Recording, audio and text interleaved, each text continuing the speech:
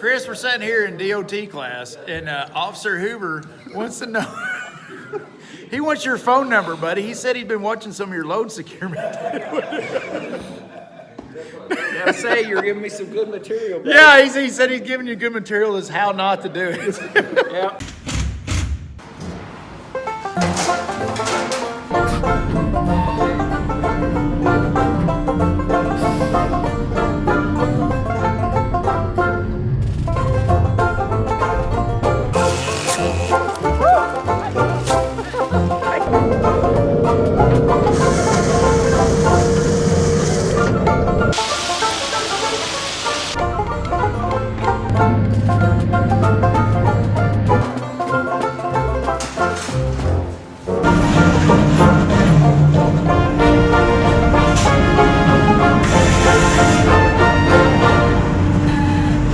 In fact, I got my DOT teeth wet on Mike over here. I had my certification card all laminated and right there in the visor, and I was like, all right, time to go out. And about 2 minutes later, I passed this green truck hauling a excavator, and shit's falling off. And you throwed the book at him.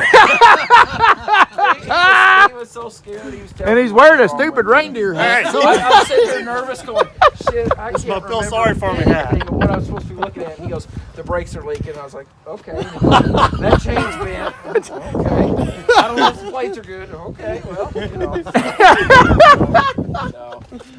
But like I said, I got my start down here.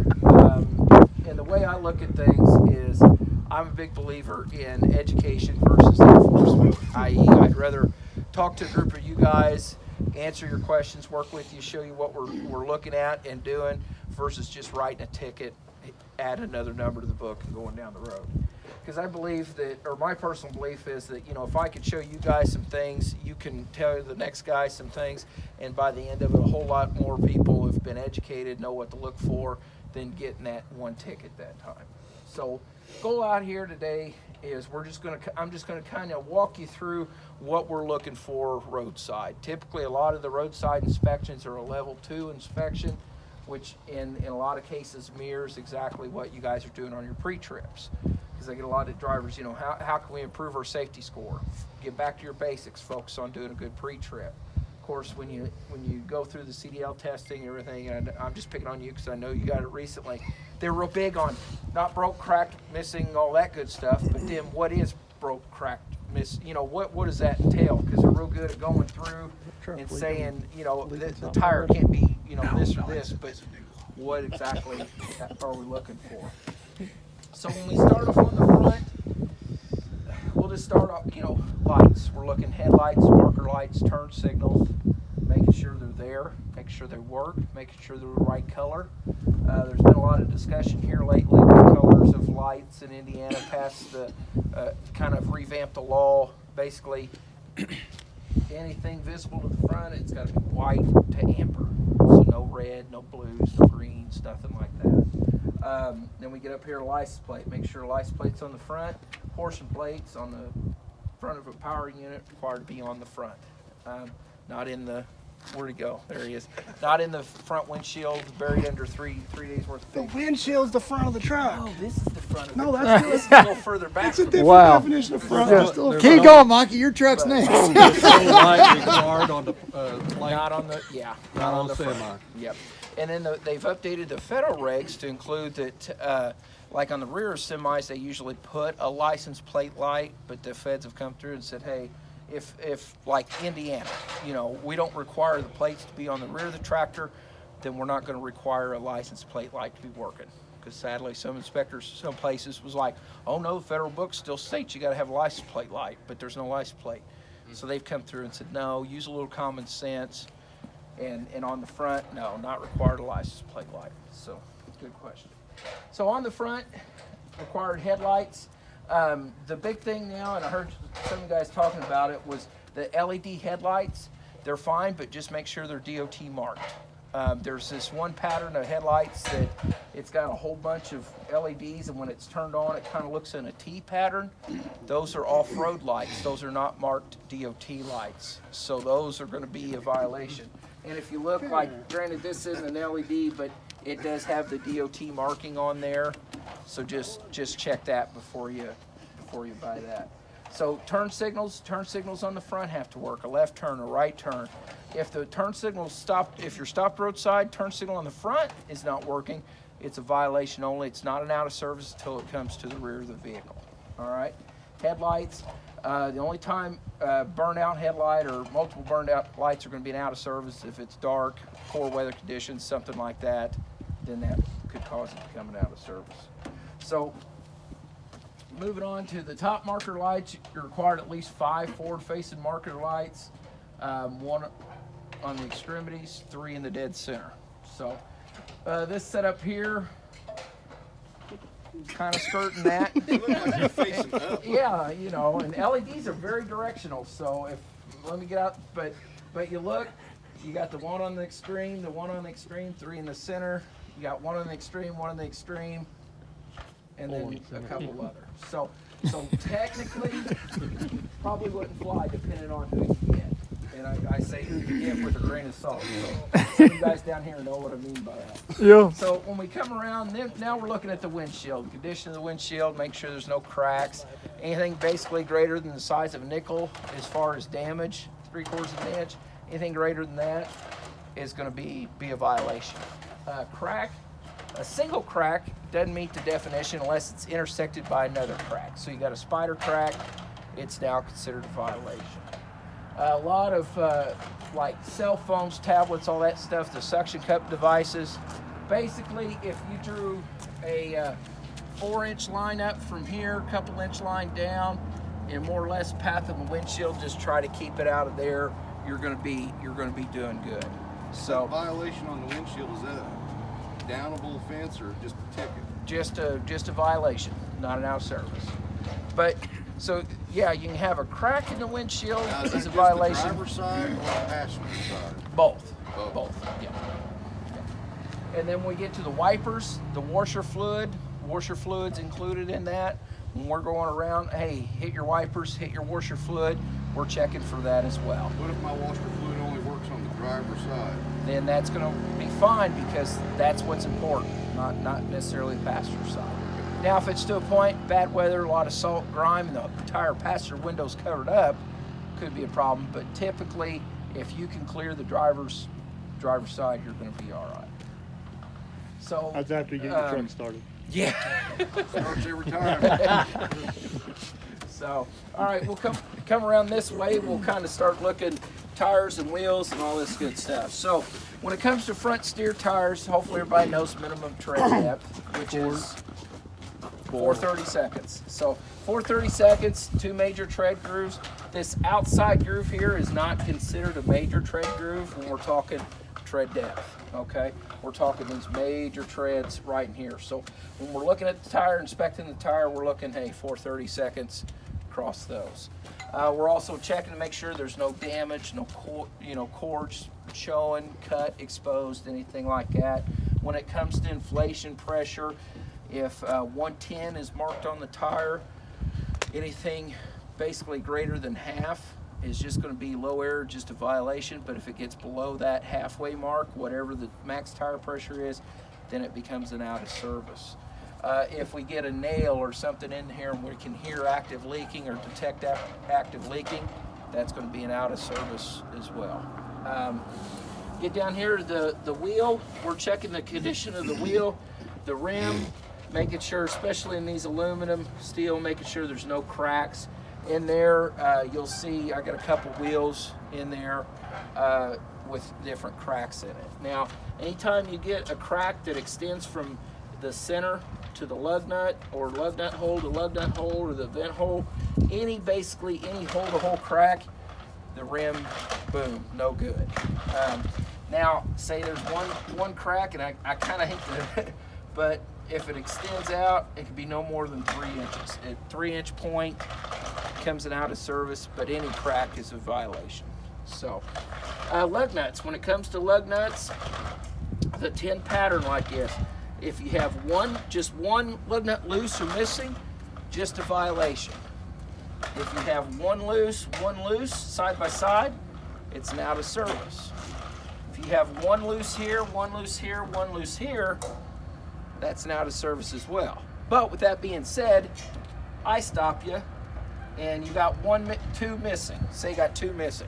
We're like, wait, I'll just take this one and put it on this one real quick. No, can't correct an out of service by creating another violation. So, yeah, we've seen it done. We've seen it done. So, this guy, there was a little bit of a language barrier, and we're like, no can do, and he's like, I fix, and we're like, okay. He's out there for about an hour sweating. He comes back, it fixed, and we go out there, and he had done just that, taking one, and it fixed. I go, no go. So that's something, and then we're also up here on this hub end. We're checking to make sure there's no leaks, anything like that. Wheel seal on the inside, and I'll show you that here in just a minute. So, coming over here, we're looking at the signage, making sure the signage is highly contrasting. This is highly contrasting, so this is looking good. What about farm plates? What's that? Does that need to be on there with farm plates also? No, not unless the way it is. If you stay within the state of Indiana on farm tags, we're not going to be too critical requiring DOT numbers. Problem is, you go to Kentucky, you go to another state, they're going to want to see that DOT number on there. So They are, or you Oh, are? They are. Farm truck? Yeah. Duped They're again. gonna want to see If you that. have a CDL and you're driving a farm truck, what do the rules say then? Well, that just steps everything up. 2 times tickets, 2 times. No, basically, when it comes to a farm operation, if this truck's hauling a grain wagon and you're hauling grain from up here to Owensboro, Kentucky, and you've got a CDL under the MAP 21 exemptions and all that, farm plates, basically you don't need a CDL. You can have an operator's license if you're an employee of the farm or it's your farm. So really, I stop a farm truck, say I'm sitting down there at Rockport, a Kentucky farm truck crosses the line, I stop him, and he hands me a CDL, no big deal. His CDL could even be disqualified, CDL, something like that. As long as his base driver's license is good, he can still operate that farm truck. I've heard that if you have a CDL and you're driving a farm truck, that the farm plates no longer exempt you from the tickets, that you can still get on your license. It would be reversed. If there's not farm plates on the vehicle and you're hauling with portion plates or standard truck plates, that could hurt you, because that's a lot more throwing it the other way, but not what you described. So you're Just hauling 95,000 with a farm truck. I'm just saying, and you have a CDL. Mm-hmm. And you get stopped, and the guy says, those tires look low, and you say, no, it's just heavy. Mm-hmm. I got a farm tag, no big deal. What's the rules say there? Well, they're going to weigh, see where you're over on the axle, and start writing tickets. Now, the Does that go tickets against could your CDL? not necessarily your CDL, because weight is just an Indiana IC state statute, so it doesn't affect the CDL. Like just a pickup truck. This truck having a flatbed, say he's got, I don't know, say he's got something on there and he's heavy on the back and he's got just an operator's license, he's going to the farm with whatever he bought that's heavy. He could still, under Indiana law, get stopped, get weighed, and get an overweight ticket, even though he's not in a CMV. So no, it won't affect your CDL in that way. And the overweight violations used to affect the CDLs by putting points. Yeah, that's what Our I was department threw a big crap fit and was like, you never consulted us, and we got the BMV to reverse that. So no, overweight tickets don't apply. Is that what? That's the question that I was asking. Okay, we were kind of answering. But the weight still applies to farm trucks. Yes, 10%. They get 10% coming out of the field into the farm. Once it's broken down, weighed, then it But if we're doesn't hauling from get the it. farm with no scales to Owensboro, it's still. Yeah, it's one of those, try to get it close. A lot of it is in the broken down of the law. Where does it switch ownership hands? Like, you haul out of the farm to your farm, and then you load from the farm going, and then you go to ADM or wherever, offload. The problem would be, say you deliver corn, and all of a sudden they got a good deal on whatever beans, and you load beans from there coming back to your farm seed or whatever. You know what I mean. Right. Then at that point, you're coming from that distributor back home. You're going to have to be the 80,000 or whatever your bridge length is. Okay. So, yep. I've been wanting to know that. I wish No. Paul was here. No, that's one of those good ones. I had that all on the slide ready to answer. So He gets that all the time. yeah. Oh yeah. I'll be 1,000 of these today. Everybody be arguing with each other, and he'll have to answer. No, this is or it's gonna be. Tell you what, wait till it's warm inside. I got that all covered in fancy 1980s projectors. So going back to this, With the rabbit ears. if somebody would volunteer to raise the hood up, please.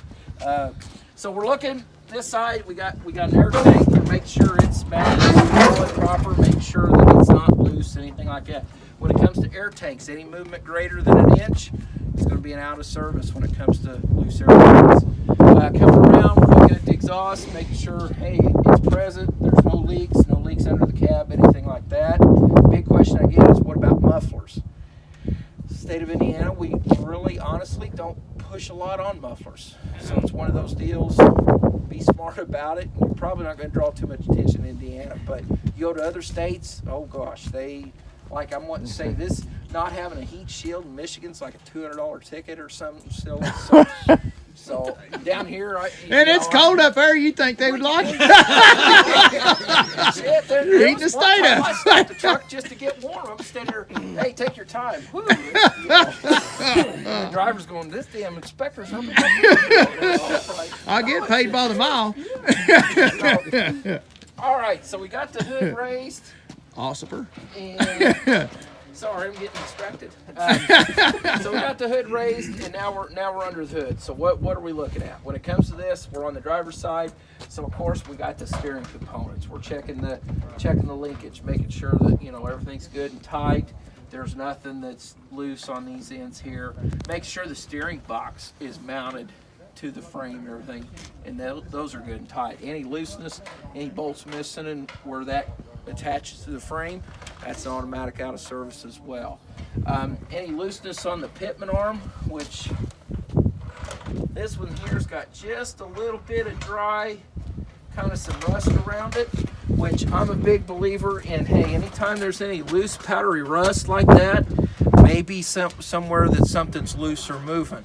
Enough that while we're sitting here, get it to move? Probably not. And I've seen them a whole lot worse, but that's just something to just keep an eye on. Make sure, hey, over time, that doesn't get loosened up. When it comes to these ball and socket joints, basically, we get down there, we really wiggle them. We're checking them out. What we're really checking for is any non-rotational movement.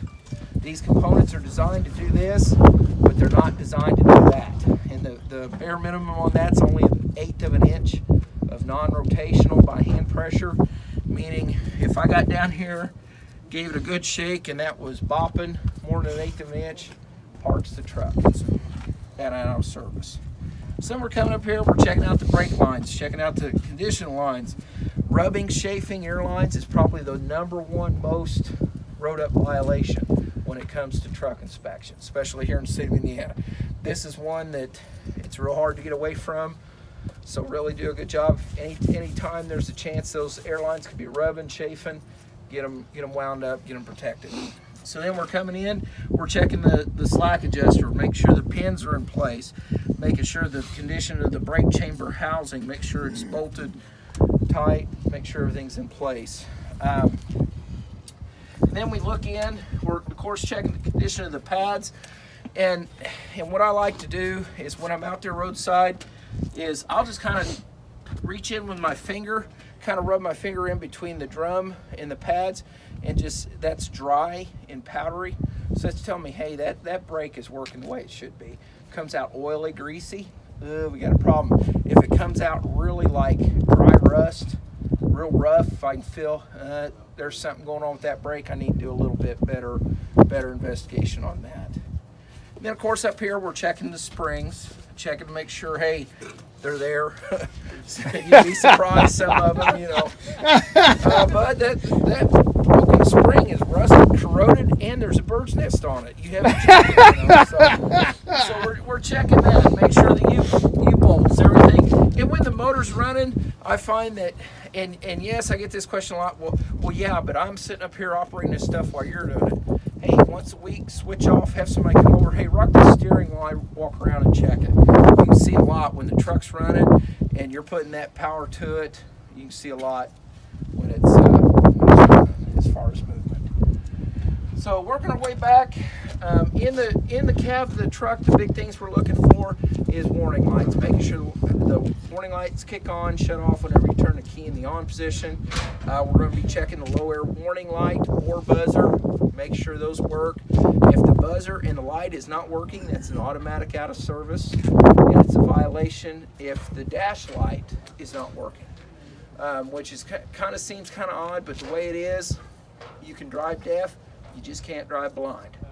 So that's why they picked the dash light. Is if it's not working, it's going to be considered a violation. Fire extinguisher, triangles, spare fuses. Make sure you got a good supply of spare fuses. Everybody typically knows, hey, I know triangles, I know fire extinguisher, got to be in the green. But then we ask them for the spare fuses. That's when, I don't know, you know. And that's exactly something like I never heard that before. Does that work? What's that? Does that work? I never heard that before. Yeah, it works because that gives me a chance to go, no fuses. And then that's kind of but that's one of those things I kind of save that in my pocket. You know, get that driver, what are you picking on me for? I need to see your fuses. Well, I don't know what the hell those are.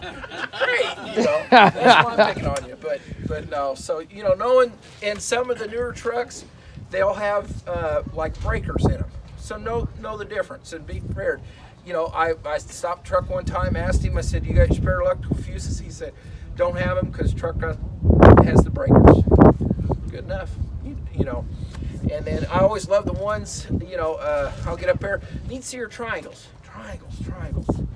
Those are the ones that's like, yeah, get out, let's look and find the triangles. But, you know, the ones that are, yep, triangles are right here, I used them yesterday. Okay, let's look at them. Why? Well, because 9 times out of 10, you're the guy that left them along the road. It's like rabbit poop. You know, you're like, oh, there's one. There's big truck stopped here. Or the other time, Because I picked these up from you yesterday. and if you know a new guy, a young guy, show him how to put those together. You know, nothing's worse than it's Friday afternoon. I just want to go home, and I'm sitting behind that driver, and he's out here, and he's like, I'm just gonna put my triangles out. Great, I'm gonna wait here till you. And 20 minutes out there like an erector. I'm like, give it to me. Snap, and then show him swivel the base, because the one guy, he did it, and it kept falling over. You know, and it's like, come here. And, whoa, but I thought I walked on water. I mean, it was just amazing. So it's things like that, just a little bit of common sense, that I enjoy working with you guys because you have some common sense. Some of these, whew. I get that question, well, why don't you stop more of them? Because I like to be able to come up and say, can I see this, this, and this? And he knows exactly. Compared to your truck's broken in half in the middle of the intersection. You're like, you know, what's going on? So we're coming back, we're checking out the airlines. When it comes to airlines, there's typically the plastic kind like this or the rubber. Again, and I've got a hose inside, I'll show you, but when it comes to these type of airlines, 2 things are its worst enemy.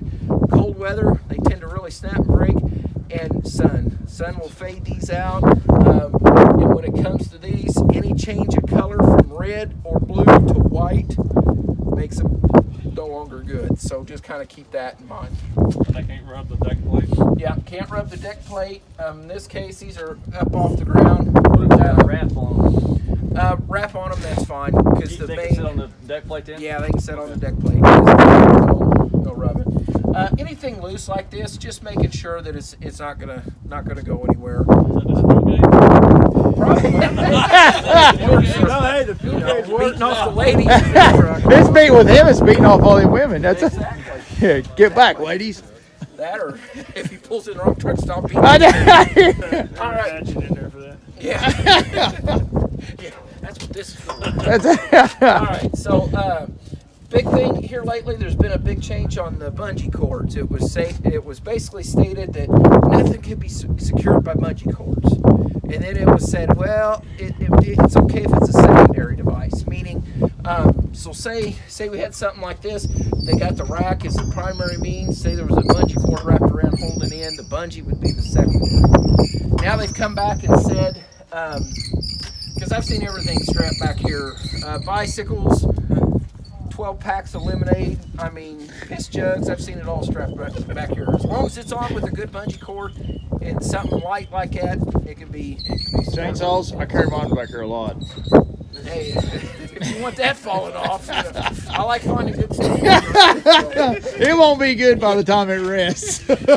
Hey, as long as it's got your signature on it. So up here, again with the signage, now that it's 2019, we're looking for that 2019 IFTA sticker. IFTA sticker for an interstate operation. It's got to be on both sides of the truck. It's got to be in a good location. Both sides of the truck. Both sides. It's pretty bad when DOT shows up for a visit and I'm putting his plate and his IFTA stickers on. Going, hey, Mike, what's supposed to go right? Well, I was hoping it was a county highway truck. It'd blend in. Oh. Farm truck doesn't need that. Not if you stay within the state. If you get out of the state, the other states are going to want their cut. So they're going to want to see that. So it's one of those deals. Indiana, we're real farmer friendly. But you get out to other states, they want to see that. Which other states? California. Kentucky, Ohio, Illinois, Michigan. So, all right. So annual inspection. We're just making sure. Is it on there? Is it legible? If it's not legible, it's not a requirement to have a sticker on the outside. You just have to have the paperwork handy. This is good for a good solid year. Going 7 of 18. It's good till the end of July 2019. Okay. Making sure. Yeah. So back to the farm plates. Last meeting we said they said farm plates didn't even need inspections on them. No. That's not right. No. And we'll hit on that. We'll hit on that inside where it's a little warmer. So I got the whole. Farmers get all this gold nuggets and all this. Loggers and excavators, you're screwed. You got all your gold nuggets taken away. So we'll come back here. Yeah. I just be a farmer now. I'm a dirt farmer. All right, so we get back here to the duals. We're doing the same thing. We're coming through, checking the lug nuts, checking the seals, checking the wheels, tires, rims. Minimum tread back here is 230 seconds, half of the front. All right, 2 major tread grooves. Something big in the last few years, check to make sure there's no obstructions, rocks, wood, anything like that could be clumped up between the duals. If that's wedged in there, that could be an out of service as well. They generally come out when we hit the highway. Exactly. Yeah. I made a couple loads the other day with one in there. Get about 45, it should come right out. So again, checking the frames, suspension, airbags. Since we got multiple trucks, I'll just kind of loop around real quick. So getting back here, some of the requirements we're looking for on the rear of the trucks. Obviously brake lights, turn signals, backup lights. So in this case, I assume the clear backup lights, we'd be checking those. One driver asked me one time, well, what if I got rear cap lights that I just, flip on the switch? I told him, well, I'm smart enough to hear if the truck's going in reverse or not. So, go ahead. The truck's just sitting there and all of a sudden lights come on. Violation. So, it's like, I'm on. I was born at night, but it wasn't last night. Reverse lights a requirement. Reverse lights are a requirement, at least one. So We've been rode up for that. We've done Yeah. What's the law that. on We got the Danny. Well, here's the down and dirty. State of Indiana, that's a loophole. We do not have in writing a specific mud flap law. But you go to Kentucky, Ohio, Illinois, Michigan, they've got their act together. In Missouri, you go to Missouri, they're going to get out the tape measure, and they're going to look at that and go, up, that's 7 inches off the ground. It's supposed to be 6 inches. Wow. So, they don't log in Missouri, do they? Well, they do. That made 2 trips. Well, they hit them hard because I had my last one of the year. I was sitting up there, I thought I want one more. Oh, here comes a log truck. And he goes, good thing you're picking on these log trucks. I'm like, whoa, it's Indiana, bud. we don't pick on log trucks. We welcome, you know. You didn't say it yet, but you know, an hour later and 20 violations. And I greeted him warmly to the state of Indiana, invited him to stay a while. So, but no, what we're looking for, especially the Indiana guys, reflective material, red and white on the back, looking for the white on white point on the rear of the cab. For the commercial guys, anything newer than a 97 has to have that stuff on it. And those are just a little nitpicky. For me, that's the nitpicky stuff I save. Driver has a bad attitude with me, I'm going to go through the whole book, you know. So you know, just work a little bit with it and go from there. So backup lights, all that, Yeah. that's looking good. We're coming back now, and then we're looking the trailer over. Depending on whatever the load securement is on the trailer, that's what we're going to be looking at. So we're looking for anything like if it's a flatbed, which we'll get over there. We'll talk about the load securement. Logs. These type log trailers. I posted a video on Facebook the other day. Showed straps loose on a log trailer. And oh man, I mean, just everybody. One guy was like, "Well, down here in Georgia, we haul, you know, whatever." And I'm just like, "Yeah, come to Indiana, buddy, because that would be enjoyable." But you know, there's different criteria. But for the log guys, basically it comes to this. Whenever you have this type of trailer set up, the only way to be 100% no straps is if you would have a front stack, side stacks, and an immediate rear solid piece. That would be the only way you can 100% meet the definition of not needing some sort of securement. With that being said, when it comes to log crib type trailers, required 1/6 of the weight. So what does that mean? You got 10,000 pounds, and I'm not even going to try to do the math. You got 10,000 pounds, you got to cover 1/6. Where Lucky Mikey over there, if he's got his backhoe on that's 20,000 pounds, he's got to cover half. He's got to cover 10. So basically, that's where needing the strap, needing the chain, and especially the little bit smaller. So like the smaller chain, that's why you guys are able to do that, because you're only required to do 1/6 of the weight. But with that being said, they still have to be tight, and the links and the chain, the securement still has to meet proper specs. So if we start to, let's see, is this the newest one? I want to find the oldest one. So, that's probably all the good ones. all right. So when it comes to chain, what we're looking for is any bent, stretched, tweaked links, anything like that. So we're checking the hooks, checking the pins, making sure they're correct pins, and we're just going through and checking. I know I felt bad that I do have one you could throw the book at me on in Blackie. I should have put that chain of Morgan's trailer for him. I know that first year we showed up, I think he was cursing me because we were out walking. Oh yeah. I think that's why you invited me back in the winter, because when it was warm weather, we walk around. Yeah. It's like, no, it gets cold and gets distracted. But Then there you can't bend them. Yeah. Them like that, you don't bend. But them old ones we had, you'd bend the shit out of them. Shit, we went to about 6 years. Yeah, that maybe one chain. Out, so that was no good. That was no good. No, I felt the burning for a week. Yeah. But on these chains we're looking, and we're just checking the condition, make sure there's no bent links, anything like that. There's these nifty little tools out here, chain gauges, which are nice. Brake Tech tools, if you see me, I'd love to do a promotional video for them. As much as I touted this over the last few months on my channel, they ought to have one with my name on it. That'd be sweet. How do you get put out of service? Well, that damn Hoover tool. I'd be fine with that. So, we go through and we can go, okay, it's a 1/4 inch chain. And then the big kicker is on the other side, because when it comes to chains, anything greater than 20% wear in the links, anything like that, if we can basically fit this out of service side onto that chain, it means, hey, it's met that 20%. It's no good. It's no good.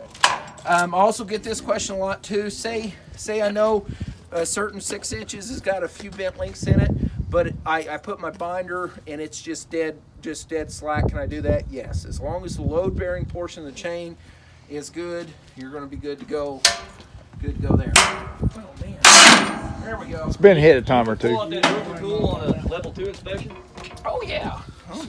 Anything to bump it up to Level 1. And then I always love that too. Oh, this truck just came out of the shop. You ain't gonna find a damn thing. Correction, I found 5 things and we're not done yet. So it's like, come on, I can work with you.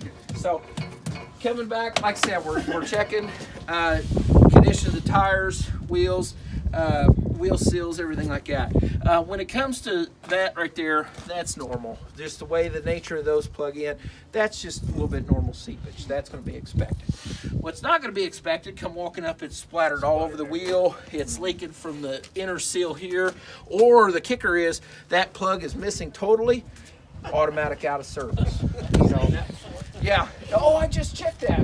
Was the plug missing then? Oh, no, it must just come out. Okay, that's fine. So, still works. Exactly. So then we're coming back again. Like I said, we're just checking condition of the tires.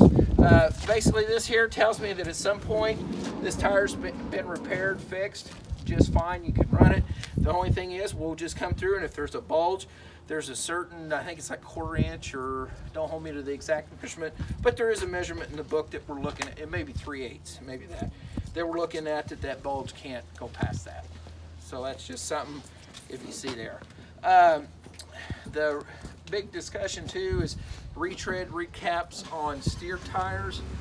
Basically in the book, you can't use a regroove tire on a steer when it passes like 4,000 some pounds rating on the tire, which is really low for a lot of road trucks. So that gets some confusion.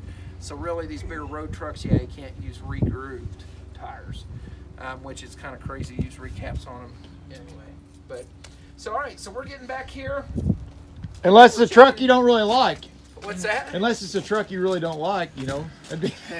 That driver mouthed me 1-2 minutes. Put that regroove on there. We'll see how far he gets. So that's not good. That's not good. It's 105 degrees. Why not? Scratch that from the video. So, all right, so we're at the rear of the trailer. So what are we looking at back here? Same thing as on the back of the truck. Turn signals, brake lights, running lights, clearance lights, all that good stuff. We're looking for license plate. License plate light to the rear. License plate light states it has to be cleared on amber, red, any of those colors. We're making sure the license plate is present. We're checking to make sure it's got outer marker lights of some nature or clearance lights, plus these 3 lovely little ID lights in the center here. When it comes to turn signals back here, say this is the turn signal for the right side and it's burned out, missing, something like that, it's going to be an automatic out of service. When it comes to brake lights, turn signals on the rear of the tractors, if they're broken, missing, or they're out, those are just violations as long as you're hooked to a trailer. They'll be coming out of service, obviously, when you're bobtail.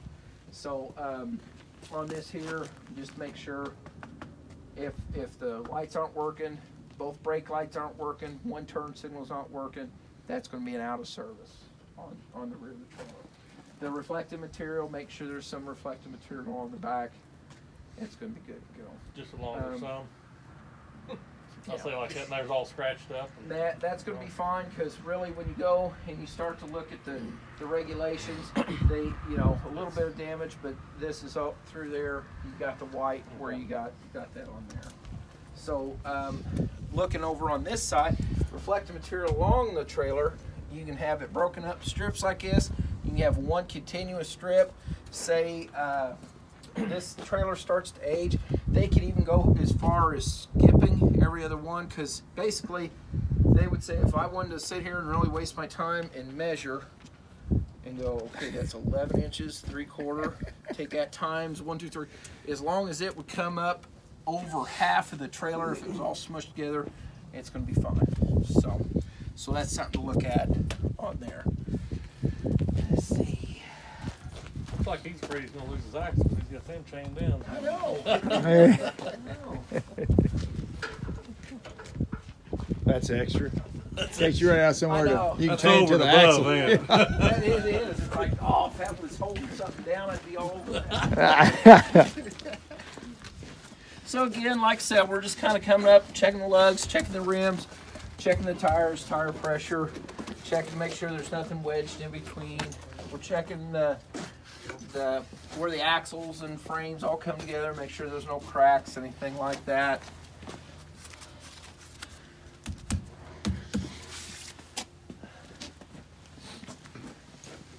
This isn't one of the twins, is it? Yeah. Is it? Okay. All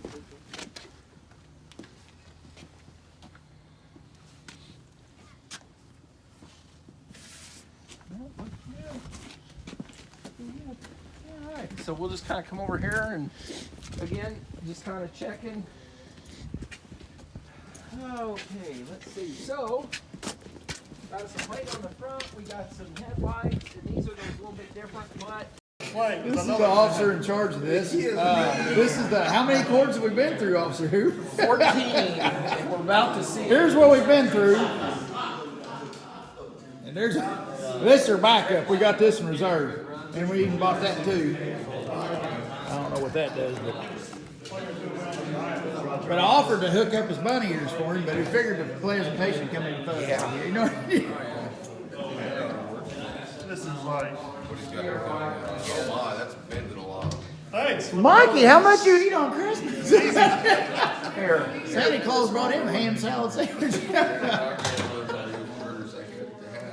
XL, let's stick the flexions in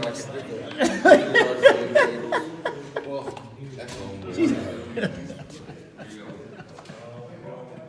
right before he snaps it in, it'll drop. HDMI, I got that on my kids' Xbox, I know that. I've got I see him back here, but I don't know what's what. can't tell what color.